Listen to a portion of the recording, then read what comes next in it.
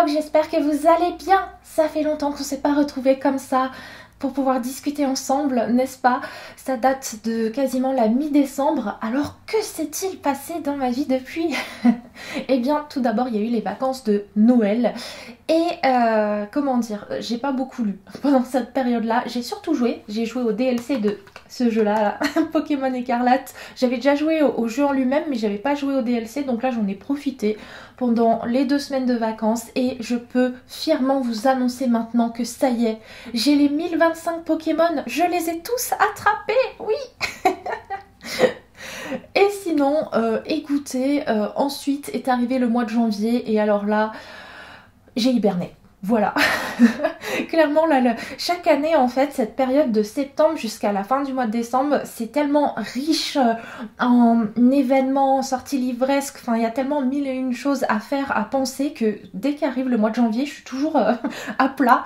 Donc là, cette année, bah, j'ai hiberné, voilà, et j'ai lu. J'ai lu, ça oui, oh ça oui, j'ai 8 romans à vous chroniquer dans cette vidéo. Oui, oui, oui, j'ai pas chômé.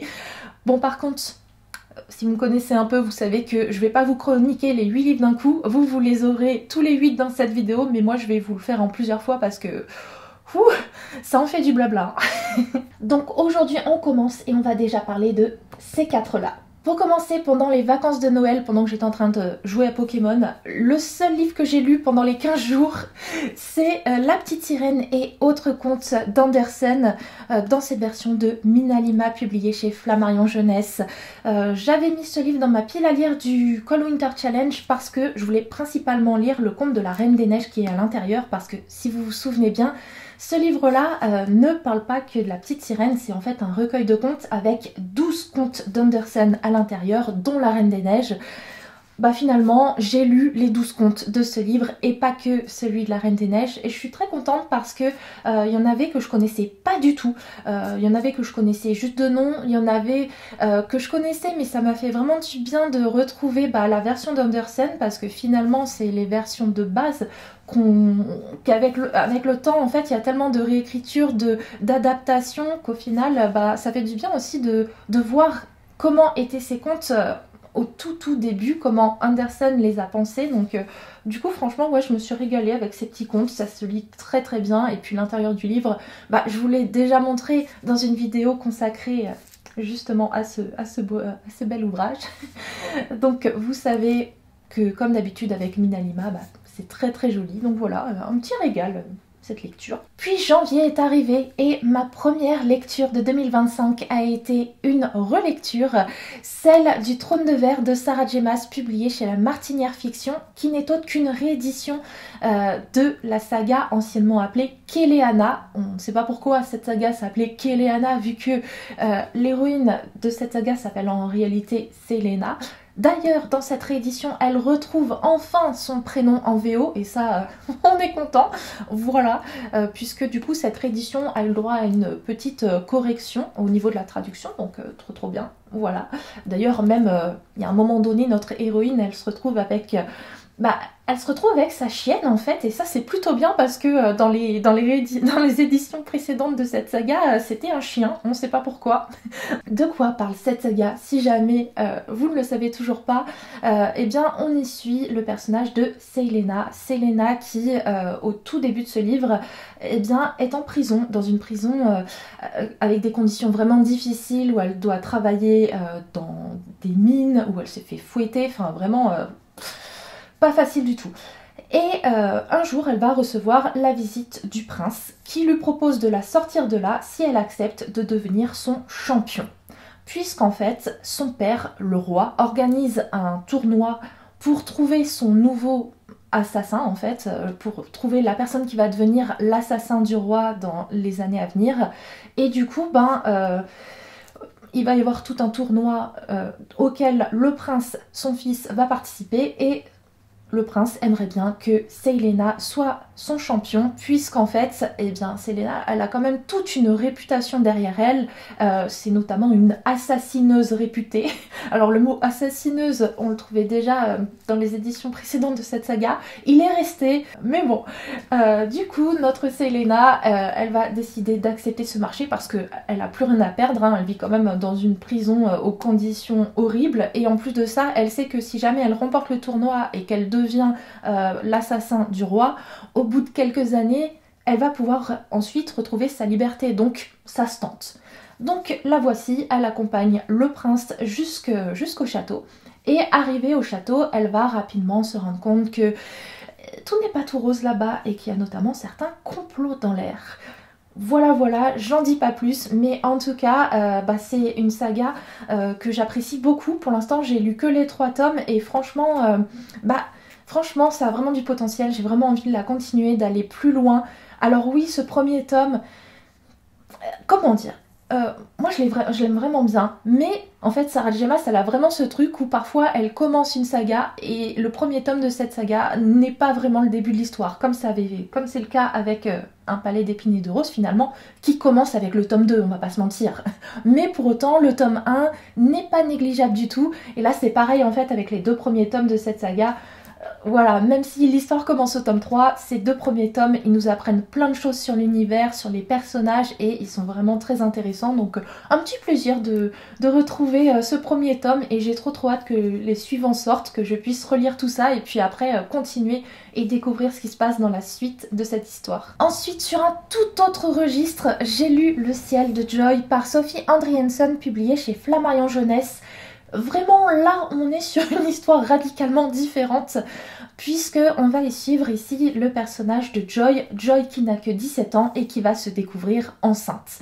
Problématique, c'est qu'elle ne veut pas du tout de cet enfant. Joy, elle a envie d'avoir son bac à la fin de l'année, elle a envie de continuer ses études, de profiter de sa vie, de ses amis, de son petit ami. Du coup, très rapidement, elle va prendre la décision de ne pas le garder.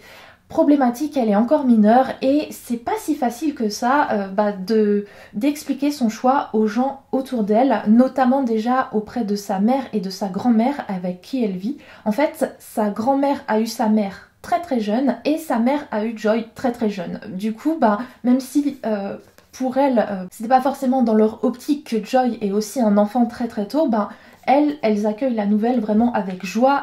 Et Joy se sent complètement incomprise par les gens qui l'entourent. Sauf que pour pouvoir ne pas garder son enfant, elle doit subir une intervention, et pour ça, elle doit être accompagnée d'une personne majeure. Et plus le temps passe et plus elle se sent un petit peu coincée. Donc du coup, on va suivre un petit peu notre Joy qui se dépatouille du mieux qu'elle peut, parce que elle est sûre de son choix, elle sait qu'elle ne veut pas garder cet enfant, qu'elle est encore trop jeune pour devenir mère. Mais autour d'elle, les réactions des gens sont pas toujours très faciles par rapport à sa décision. Pour moi, c'est vraiment le genre de livre à trouver dans les CDI, dans les médiathèques, parce que je pense qu'il peut vraiment aider en fait des personnes. Et en plus de ça, il se lit vraiment très bien, il est tout court, et moi j'avoue je l'ai lu quasiment d'une traite parce que je voulais vraiment voir comment Joy allait réussir à s'en sortir finalement, et jusqu'où l'histoire allait nous amener. Donc vraiment un livre à lire, parce que mine de rien ce sujet là malheureusement il est encore d'actualité à notre époque, et du coup trouver des livres qui en parlent, c'est hyper important. Puis j'ai lu Le cœur est comme la neige par Erin Doom, publié chez Hachette Roman, où on y suit le personnage d'Ivy, qui jusqu'alors vivait au Canada avec son père, dans un endroit assez reclus et entouré de neige partout. Mais malheureusement, au décès de ce dernier, Ivy va devoir aller vivre chez son parrain, qui lui habite dans un décor complètement différent, dans une grande maison moderne, et en plus de ça, en Californie. Donc ciao la neige. Du coup, pour Ivy, c'est un grand bouleversement, d'autant plus qu'elle est en deuil de son père qui vient juste de la quitter. Elle arrive chez son parrain, John, qui lui l'accueille les bras ouverts. Problématique, c'est que John a un fils qui a le même âge qu'Ivy. Ce fils, c'est Mason, et Mason, lui, va bien lui faire comprendre à Ivy qu'elle n'est pas la bienvenue chez eux.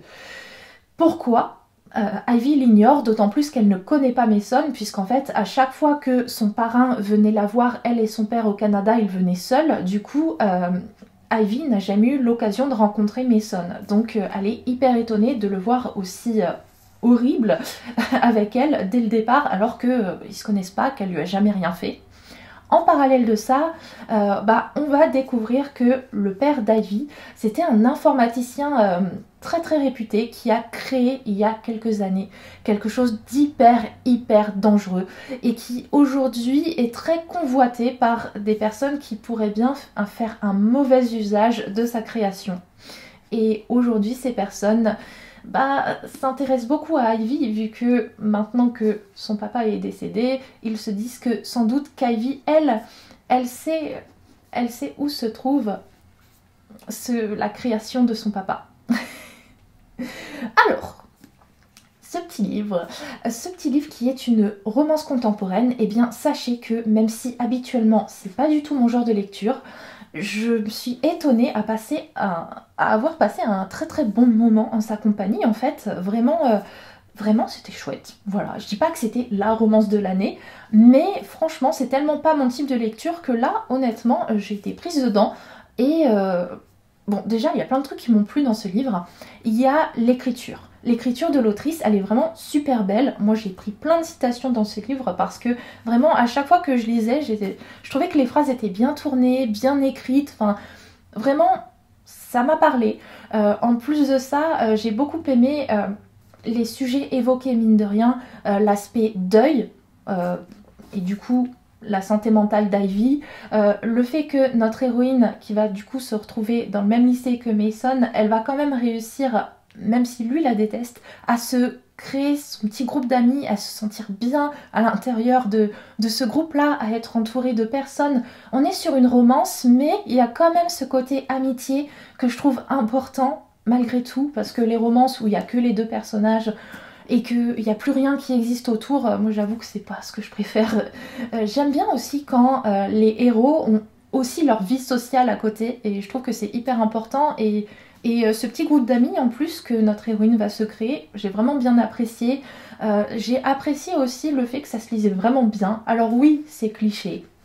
Oui, on peut dire ça, bien sûr. Après, quelle romance ne l'est pas, j'ai envie de dire. Voilà, bon ça... Non mais honnêtement oui, c'est bien sûr que c'est pas parfait, mais franchement moi je me suis régalée avec cette lecture. Et en plus de ça j'ai bien aimé parce que le côté avec le papa d'Ivy, informaticien qui a créé une sorte de programme assez dangereux finalement, ça apporte un petit côté thriller à ce livre. Donc je trouve que ça renforce, ça enrichit encore plus cette histoire. Et franchement... moi j'ai passé un bon moment en sa compagnie, je m'attendais pas à apprécier autant, c'est pas un coup de cœur absolu, je dirais que c'est, on va dire, selon ma notation Instagram, si vous suivez mes petits bilans mensuels, je lui ai mis 4 étoiles sur 5, voilà, parce que vraiment, c'est pas mal du tout et je m'attendais pas à aimer autant. Voilà pour ces premières chroniques, les suivantes arrivent dans quelques secondes pour vous, et moi je vais aller souffler un peu parce que mine de rien, quand on chronique pas des livres pendant des semaines et des semaines, après on perd un peu ce truc. C'est dur de s'y remettre.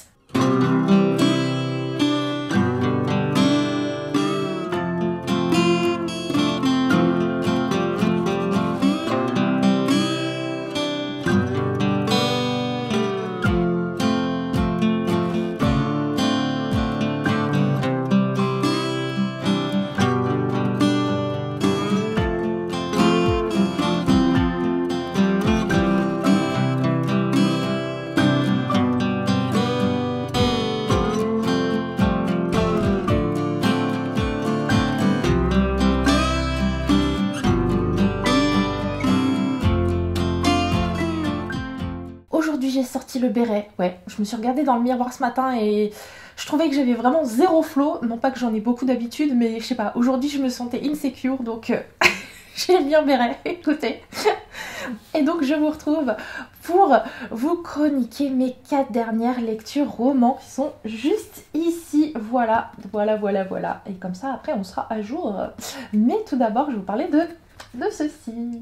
Pour commencer, j'ai lu L'année solitaire d'Alice Oseman, publié chez Nathan, qui est le tout premier roman de l'autrice. En fait, si vous ne le savez pas, Heartstopper, sa saga à succès, a été créé à partir de ce livre, puisque dans l'année solitaire, on va suivre le personnage de Tori qui n'est autre que la grande sœur de Charlie, le héros de Heartstopper.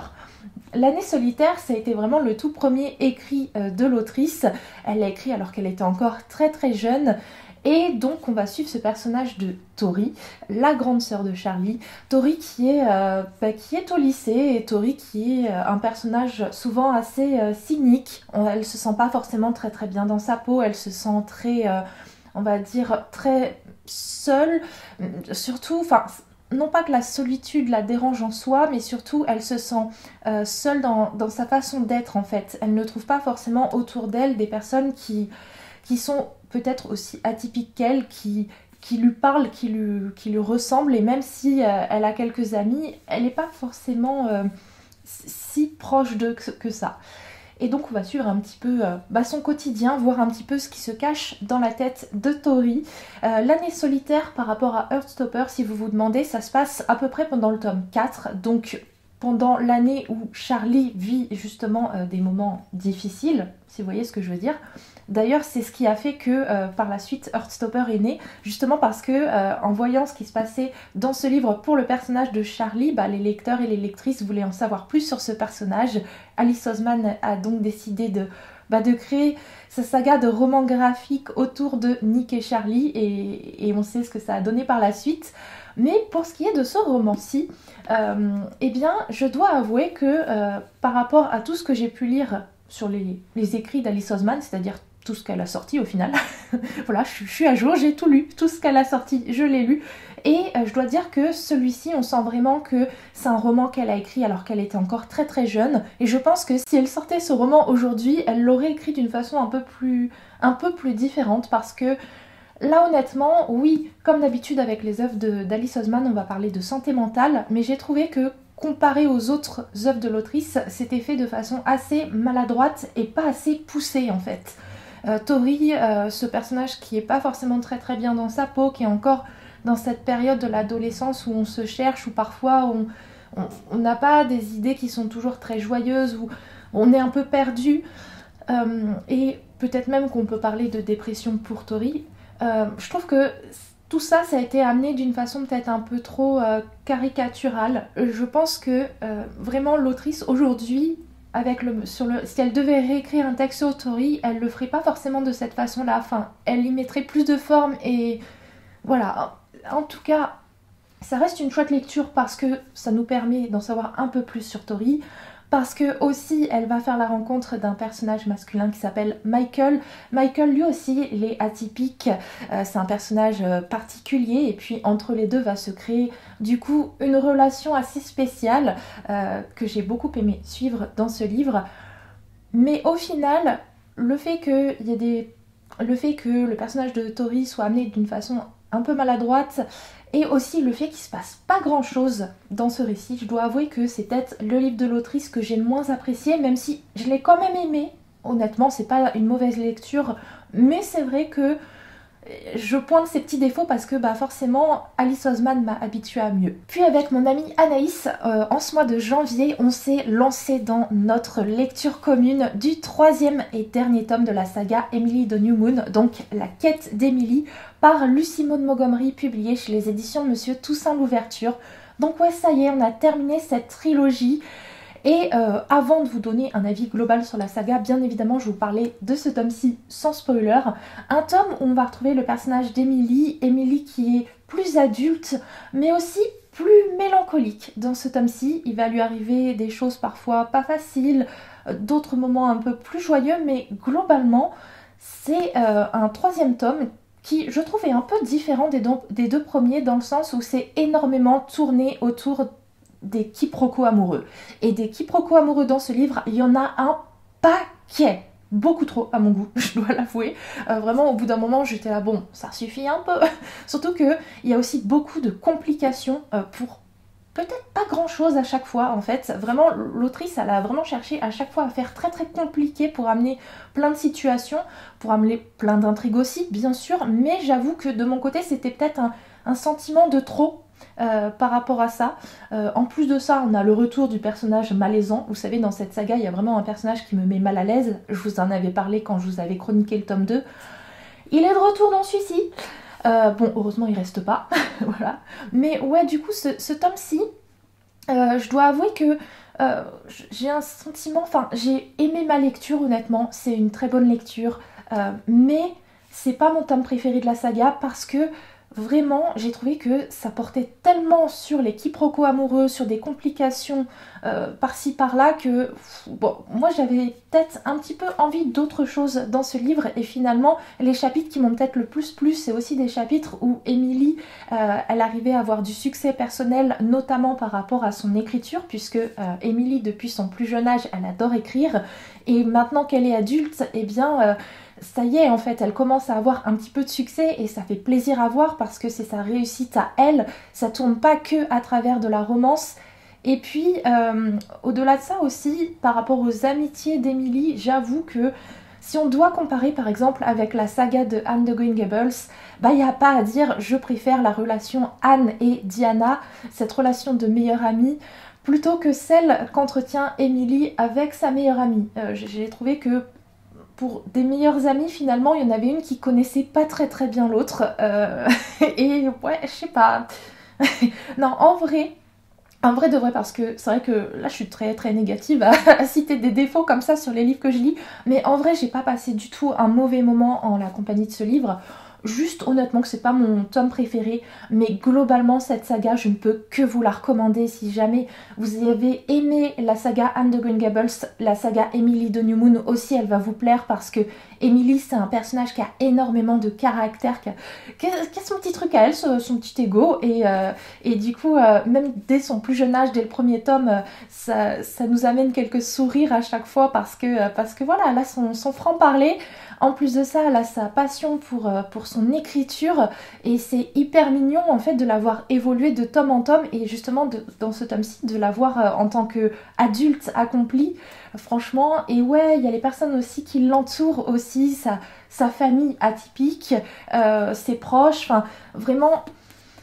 Vraiment cette saga c'est hyper cosy, je ne peux que vous la conseiller. On passe maintenant au Faucheur de sorcières par Charissa Weeks, publié chez Bookmark.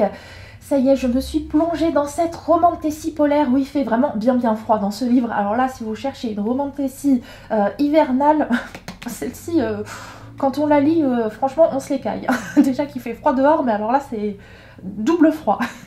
Donc ici on va suivre le personnage de Reina, Reina qui vit dans un endroit où de temps en temps vient le faucheur de sorcières. À ce moment-là, eh bien, il emporte une sorcière. Voilà, tout simplement, le faucheur de sorcières qui fauche des sorcières finalement. Et Reina, eh bien, cette année, elle est bien décidée à être la sorcière choisie par le faucheur de sorcières, puisqu'elle n'a qu'une idée en tête, c'est de se venger, puisqu'il y a quelques années, le faucheur de sorcières a emporté sa sœur, et depuis, elle n'a plus jamais eu de nouvelles, du coup. Donc, elle est plutôt dans l'optique de se faire collecté finalement par le faucheur de sorcières et ensuite de le tuer en fait tout simplement parce qu'elle veut retrouver sa sœur. Sauf que bien évidemment les choses ne vont pas se passer du tout comme prévu et elle va devoir plutôt s'allier avec le faucheur de sorcières puisque des gros ennuis vont les y contraindre en fait. Donc voilà, résumé où je peux pas trop en dire, où je peux pas en dire plus finalement parce que l'histoire elle commence assez rapidement et déjà ce que j'ai trouvé hyper intéressant dans ce livre c'est que Reina, notre héroïne, elle est muette, du coup elle s'exprime en langage des signes. Alors nous dans le texte, eh bien à chaque fois qu'elle s'exprime, qu'elle signe, en fait c'est écrit en italique et c'est un point mine de rien que j'ai trouvé vraiment intéressant et en plus c'est inclusif, donc franchement ça fait plaisir de voir aussi des héroïnes qui ont des handicaps mais qui restent tout à fait badass parce que franchement dans ce livre elle et le faucheur de sorcières vont être vraiment confrontés déjà au froid mais pas que ça, hein, voilà, il va y avoir des ennemis partout sur leur route et Reina, elle sait aussi se défendre et ça fait plaisir à voir et honnêtement c'est un récit que j'ai vraiment bien aimé. pas parfait, mais franchement, j'ai passé un bon moment en sa compagnie. Il y a plein de rebondissements, des aventures. Franchement, c'était chouette. Ouais, je me suis régalée. Je sais que le tome 2, c'est pas du tout un décor de romantasy polaire. Au contraire, ça va se passer dans le désert où il va faire bien chaud. Donc, je vais peut-être pas forcément le lire tout de suite. Voilà. Je vais peut-être attendre un peu l'été parce que là, je suis pas dans le mood chaleur. Mais en tout cas, ouais, ça reste bien sympathique comme lecture. Et donc, pour finir, j'ai lu également le tome 2 de la saga La Petite Maison dans la Prairie par Laura Ingalls Wilder, publié chez Flammarion Jeunesse.